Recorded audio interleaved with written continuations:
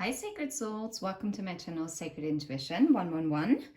Welcome back if you're returning, and hi if you're new. Anyway, if you vibe, please hit like and subscribe and follow for more. Anyway, today we're gonna get a sacred healing message. And for this, we're gonna use the Sacred Woundings deck by The Reckoning. And we're also gonna have an archetype. And we're going to focus on what needs to be healed. And I'm going to do it like this. There are going to be two piles. And yeah, so this is going to be pile 1, pile 2. You pick, and I'm going to shuffle, and I'm not going to look at them first. But pile 1, what is the wounding? Okay. I'm going to put it here. Pile number 2. What is the wounding that you're looking at? And then we'll just, okay, interesting. Two very interesting messages. Underneath the deck, I see the devaluation wound, okay? I'm going to put this to the side for now. I'm going to reveal this in a second, and I want to do it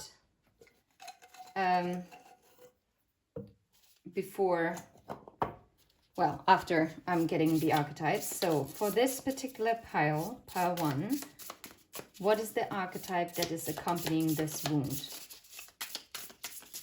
Okay. Those are 2. Okay. And for pile number 2, okay. Those are 3. Maybe the number 2 or 3 might be significant for you. Okay. I see the agate. I'm gonna put this to the side. Okay, pile number 1, you are dealing with emotional repression. Pile number 2 is going to look at an identity crisis. You might be representing, interesting, you might resonate with both piles. You might want to have a look at it. It might be, one might be your energy, one might be the energy of someone you're connected to. Maybe both piles resonate more with the person that you're connected to, and it might just serve as a confirmation. Whatever this sacred healing message is, to look at the shadow sides and also to heal, evolve, and yeah, to grow, okay? Anyway, I'm gonna put identity crisis to the side for now. And we're gonna focus on the emotional repression wound. And I'm gonna read from the guidebook that comes with it. And it's absolutely amazing. Emotional repression. You don't have to control your thoughts. You just have to stop letting them control you. Oh, powerful. Yes. It is not about not feeling the emotions. It is about letting them flow, welcoming them in, and then guiding them on their way. Do not hold on to emotions, okay? It's like the froggy in your throat. Like when you are suppressing anger or sadness, it just builds this block in your throat and you just cannot swallow it.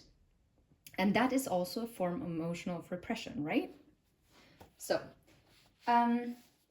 emotional repression often stems from the belief that controlling your feelings will protect you from pain. And I'm hearing right now, this might actually also be something that you've experienced with a person that you might be connected to. But doesn't matter, it doesn't have to be. And that is someone who deals with emotional repression, is someone who literally is so afraid to be heard that they rather shut down their emotions completely or only allow them in as much as they feel they're in control.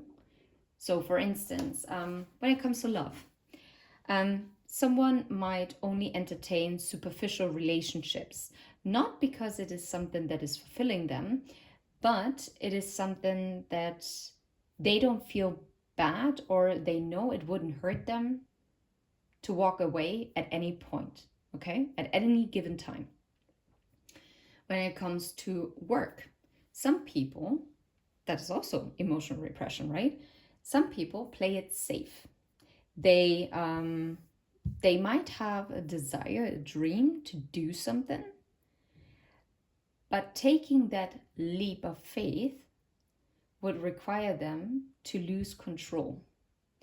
And the thought of then fear of failure also kind of comes in then, is keeping them stuck. So you will know whether this resonates with you, or it might actually just give you some clarity as to what might be going on with someone. Otherwise, it's just interesting to find out, I think. But emotions aren't something you can control or eliminate by force. They are messengers guiding you toward healing and clarity. When you repress your emotions, you're not solving the problem, you're hiding from it. So maybe you're dealing with someone, or you might be dealing with emotions that you're running away from it, that you are closing off, you're just spending time on your own, or this is someone that you're connected to, that you're recognizing here in this pattern, okay? The weight of unexpressed feelings piles up, seeping into your body, your relationships, and your overall well-being, leaving you trapped in cycles of emotional numbness or sudden, unanticipated outbursts. And I just wanted to say, you know those people that snap at you just like this? Snapping turtle. I have to think of a snapping turtle. And you're like, whoa, where's this coming from? This is from people who are deeply unsatisfied as to where they are. And to heal from emotional repression is about giving yourself the permission to stop resisting what arises within you and to actually let the dam break. It doesn't stand here, but this is what I'm telling you. Let this emotional dam that you've built, let it flow, okay? And I feel like that there is a tower moment that is also building up within someone. Whether this is you or someone you're connected to, even if this is someone that you're connected to, you would be feeling it within yourself. Because if you're connected, then you have like a mirrored effect. It might not be in the same shape or form that it's occurring in your life, but you will kind of get some of the tidal waves, right, that are hitting your nervous system. Okay, all right. Yeah, and it's about being like not letting yourself be controlled. I'm actually now kind of intrigued what we might get as the archetype, because the archetype is going to tell us what is maybe influencing this, or what might be the reason, or what might be this threshold. This is so good. I'm telling you, someone is this close to let that fire to consume them and to be like the phoenix rising from the ashes. It is all consuming, that's what I'm getting. And the underworld, you cannot make this up. Someone is on the threshold to the underworld of the shadows, facing their biggest fear of what they try to control, what they try to repress, and this is now coming to light. This is so intense. Wow. I'm mind blown, actually. This is, let's see if we can find it. There it is. I cannot say it. The threshold. Wow. It talks about growth and ease in the liminal. And if it would have been reversed, it would have been about resisting, refusal to grow, barriers, boundaries. Someone who resisted their growth through emotional repression is no longer. Someone is going through a massive growth. This is so beautiful. Um, we cross thresholds continually, consciously and unconsciously. Doorways, gates, and entryways grace our path on a daily basis. When this card arises, it signifies that the precipice, you stand upon is not your typical one. However, you have arrived at the threshold of initiation, here to usher you into a new reality. It requires you to leave behind the you that you thought was so well informed, that was so well in control. A new frontier calls. This is not easy work. Threshold initiation means a part of you will be lost in order to make space for what is next. Goosebumps. Oof. Okay, this is crazy. Do you know what the card is for, like before the underworld? It's called the storm. I'm telling you, a storm is brewing. It is ready to hit land.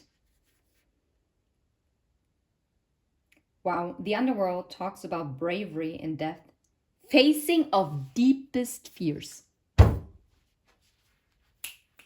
Can you make this up? No, you cannot.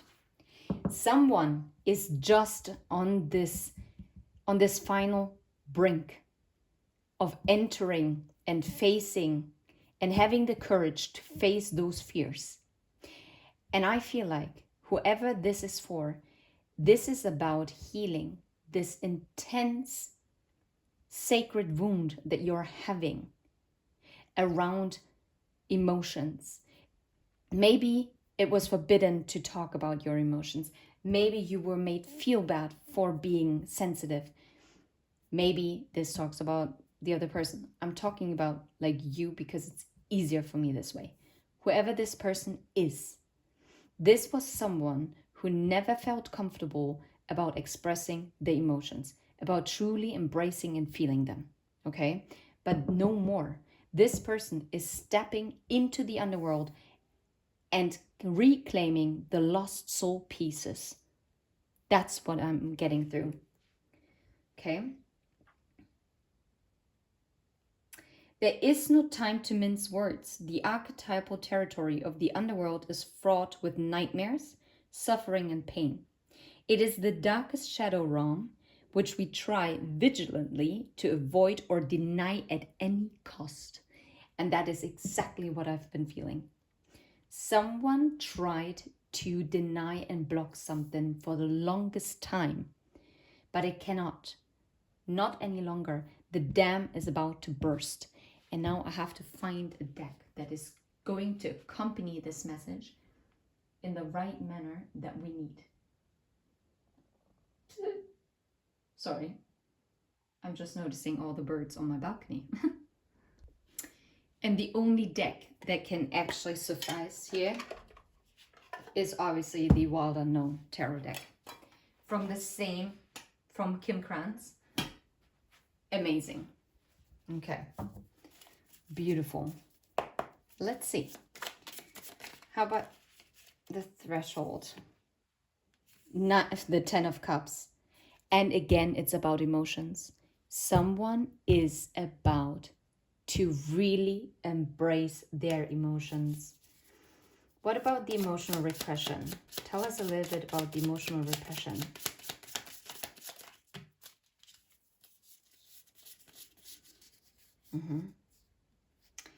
It's the 9 of Pentacles, isn't it? Yeah.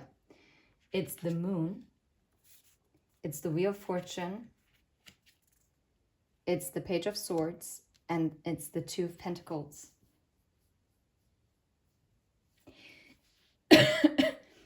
What I'm clearly getting here is that someone believed that their stability came by having control of their psyche, of their subconscious, their emotions, right?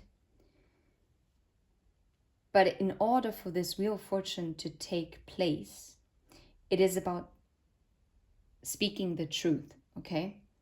But what I'm also getting is The Wheel of Fortune is also something that can turn in your favor, but it can also be in the negative, right? And it's about a careful balance that needs to be had. But it's also the transformation with butterfly. Oof. Oof. This is an intense message. I'm not gonna lie. This is so different. Yeah, I'm a bit unsure. Let's see if we can get anything else. Someone is actually really going to be honest and is going to get like the insights as to also like all the emotions, all the into their subconscious. That's what I'm getting as well. And whatever insights this person is getting is going to take them far. This is someone who also observes.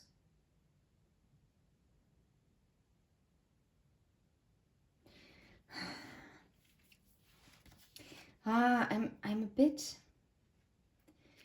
a bit yeah.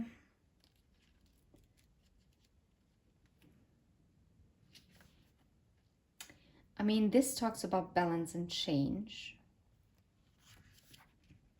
What about the major arcana that is the Wheel of Fortune? Because now I want to look in it. It's destiny, change, of course. So it's a double change. And it's the destiny. It's a destiny. This insight is destiny. It is to face. Also, and to create this balance. That is what is meant to be done here. I'm like really... This goes so deep. Yeah, because like the moon also talks about our fears, right?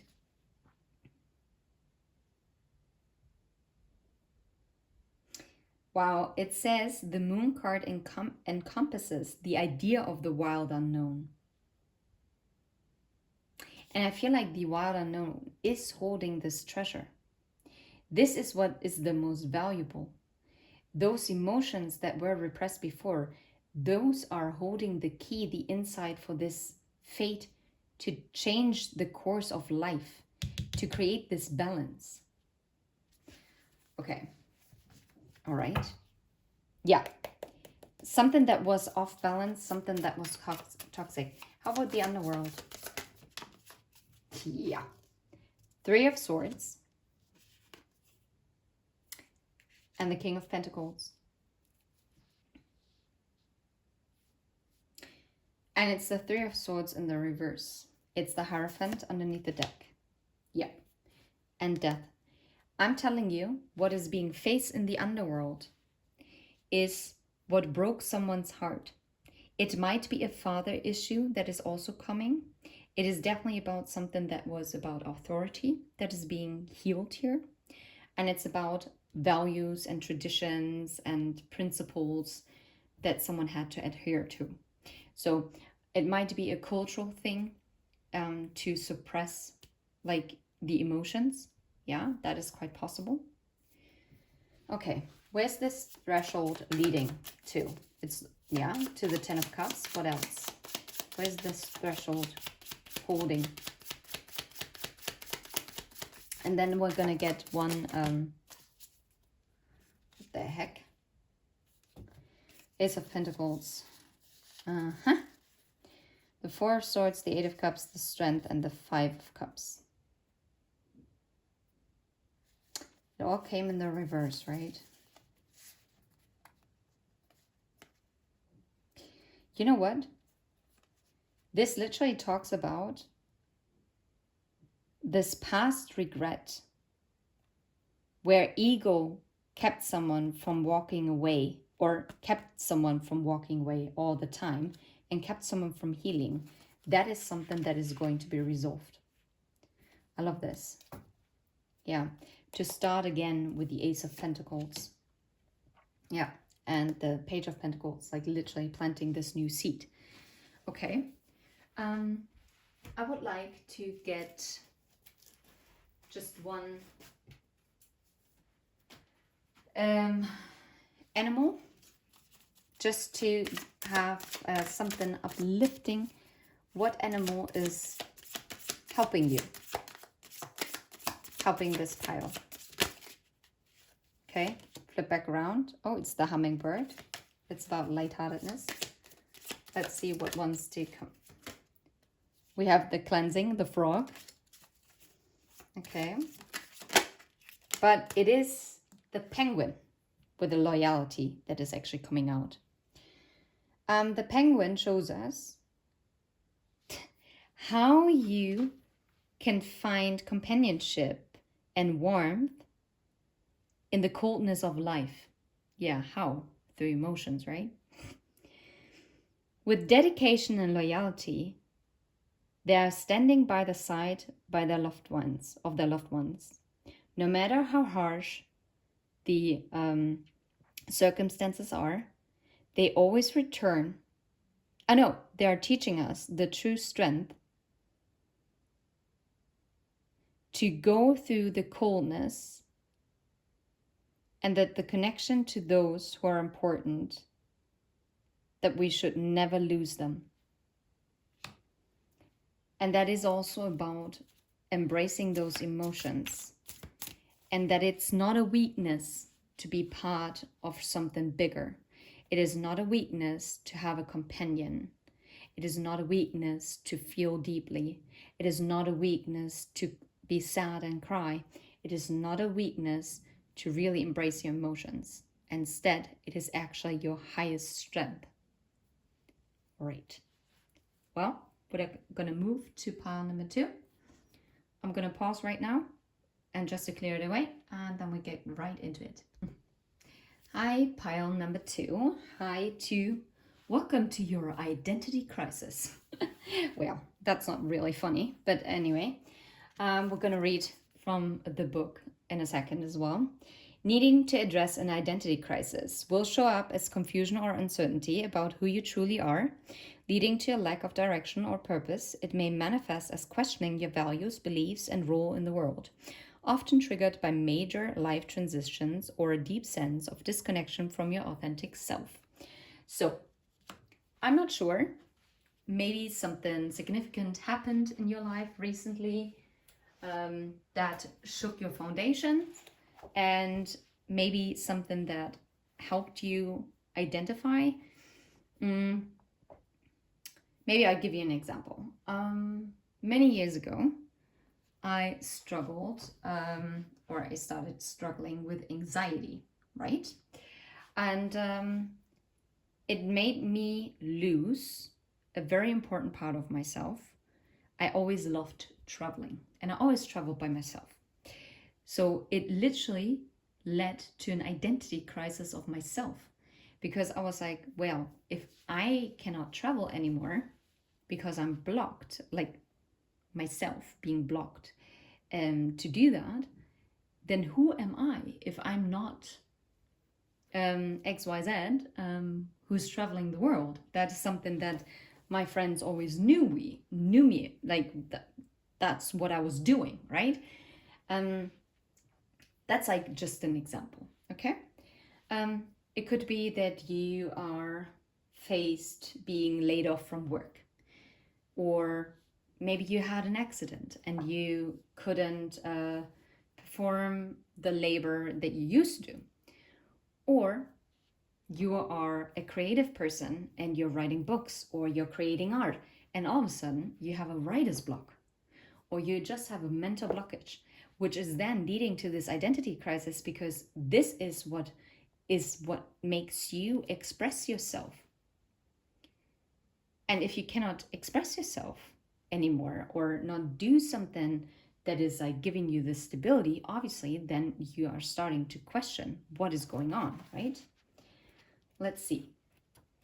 The identity crisis. There it is. We know what we are, but not what we may be. Yeah.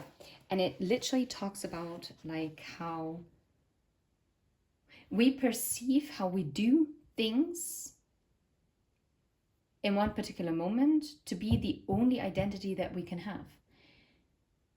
But what we forbid ourselves is that our identity can change into something also more beautiful and more aligned, and or equally as beautiful, because what could be, that is potential. Instead of saying, oh my gosh, I can't do this anymore, so I'm not worth anything, or oh my god, then I'm never going to be happy again.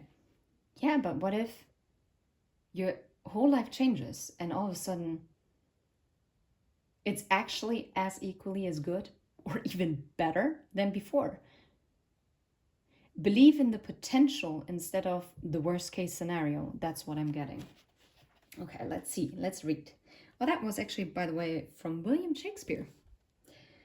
And well, we know what we are, but not what we may be. An identity crisis is the space between who you were and who you are becoming. Wow, this is beautiful. The in-between, where everything feels uncertain, where the familiar no longer fits, yet the new has not fully formed. It is the discomfort of realizing that the roles, labels, and beliefs that once defined you may no longer be true. Wow. This wound makes you question your purpose, your place in the world, and whether you're allowed to change. It can feel like losing yourself, but in truth, it is an invitation to meet yourself in a deeper way. Wow. Healing from an identity crisis requires embracing the unknown and trusting that transformation is not losing yourself. Yep. Maybe instead of holding on too much on what was, focusing on everything what could be. Okay. Let's see, what are the archetypes? The archetypes are the eternal child. Okay. We have the starborn. Okay, beautiful, very unique messages. And we have the father. Very yin-yangy, if you ask me. Okay, let's read this real quick, because I'm actually not that familiar with the deck. So, and this is so funny as well, because those cards, they're all very much to the front, while from pile 1 they were all the way to the back. So that is yeah, interesting. So we have number 4 and number 3, right? Number 4 is the first one, and it talks about joyful, playful, accepts all magic. What a beautiful thing. Accepting magic means being open to the infinite potential. Be lighthearted like a child. The eternal child is connected to the timeless, ageless, and infinite aspects of life. It is radiant and fearless and seeks joy above all else and at any cost. It struggles being bound to an aging body with physical limitations in a world that demands attention to detail and logistics. The eternal child wants to nix all rules and responsibilities and go beyond what others say is possible. Ooh, well, this talks about you maybe needing to break free out of an environment that makes you feel bound. Maybe being too comfortable and too sure as to what is happening in your everyday life is actually what is causing this identity crisis, because you are not there yet where you are supposed to be, and you are robbing yourself of the infinite potential. That's powerful. Okay. The starborn talks about trusting, vibrant, aimed. You are so highly vibrational and you are meant to do great things. So trust it. Trust in your infinite possibilities. An elusive yet radiant aspect of the self. The starborn archetype points to the cosmic spark of light that arrives with each being at birth. The moment the newborn crowns, the royal stars above are set to constellate in a unique shape that maps our path in the world. The idea of destiny is controversial, yet the starborn naturally feels a sense of destination and purpose, aiming itself toward a future that is beyond the mundane. You are having an identity crisis because you're not meant to be mundane. You're not meant to live a mundane life. You're meant to go further. Okay, how about the father? The father it is. Oop. Wait, which one is it? Oh, it's number 2. It's like a regression. Sorry, I didn't realize that. The father talks about supportive, strategic, regal, kind authority. The shadow aspect here is about being disappointed by failure or devastated by failures, which is very unique. You're having an identity crisis because you feel misaligned. You feel misaligned because of your fear of failure keeping you stuck.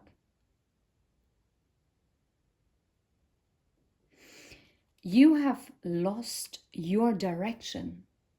And this is why the identity crisis is now coming up as a sacred wounding to be healed. Wow. I'm shooketh. I'm shooketh. And your throat chakra might be acting up because mine is definitely now.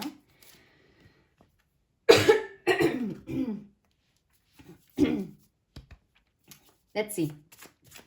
The internal child. What do we need to know? The Ace of Swords, your truth, your authenticity, your clarity.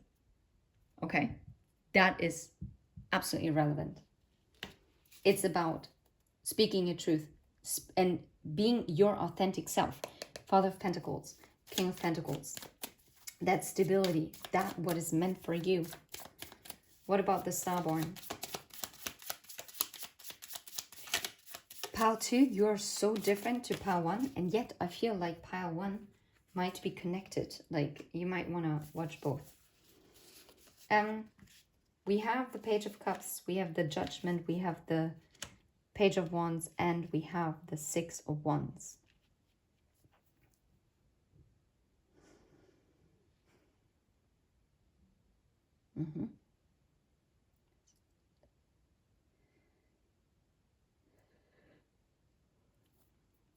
They all came in the reverse, to be fair. What I'm feeling is, from a young child onwards, you were kind of denying your own calling. And you robbed yourself of your success by not taking that step. And this is why you're being now reminded that you are this Starborn archetype. You have that eternal child within you. What you need to do is step out of the misalignment, because once the misalignment is done, you're stepping out of your identity crisis. As you embrace your authenticity, this is where you move forward. Wow. Yeah, the Three of Wands. You are going through this magic portal. How about the identity crisis? How about the identity crisis? Anything that we need to know about this? Yeah, those two. The King of Swords and the High Priestess. And this came sideways. So, some kind of regulation blocked your intuitiveness. Something harsh kind of robbed you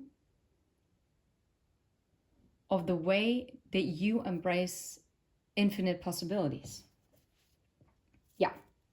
It kept you in fear with the Nine of Swords of your own intuition.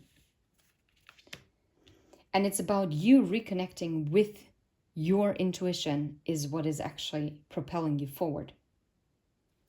It's what's also healing your inner child. How about the Father? How about the Father? Just one card for the Father. There it is. Oh, it's not one, it's two. Look at this.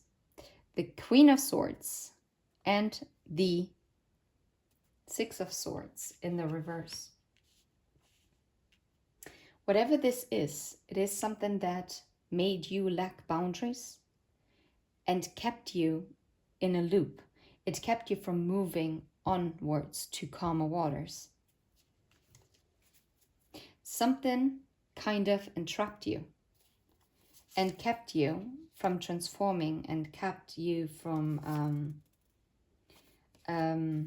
making like a decision in a crossroads. It actually, the card was in the reverse here in this deck. Intriguing.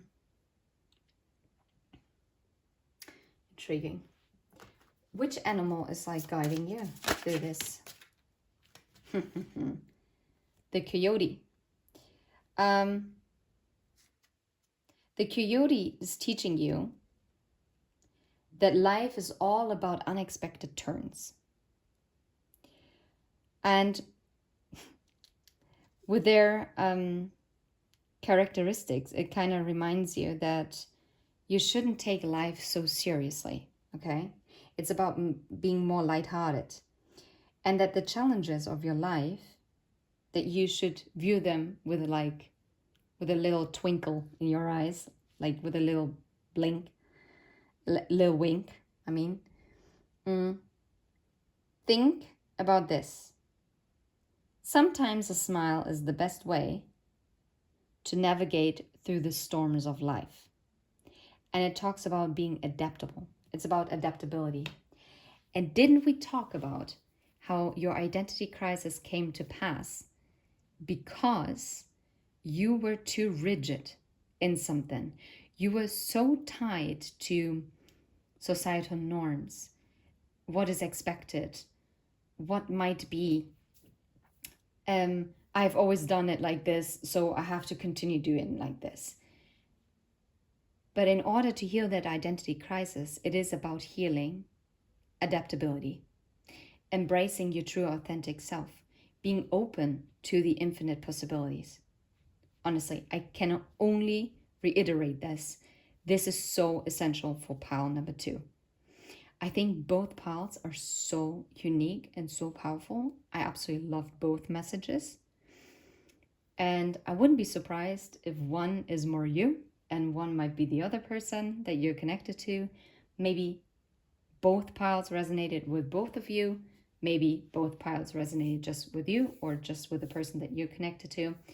You're going to feel it in your gut what is going to be right. And if it didn't resonate with you today, that's fine. But then I guess you wouldn't be here anyway by now. So give it a thumbs up. And can't wait to do more of these sacred healing, sacred wounds, sacred shadows messages. Anyway, sending you absolute love and light. Until next time, take care. Bye-bye.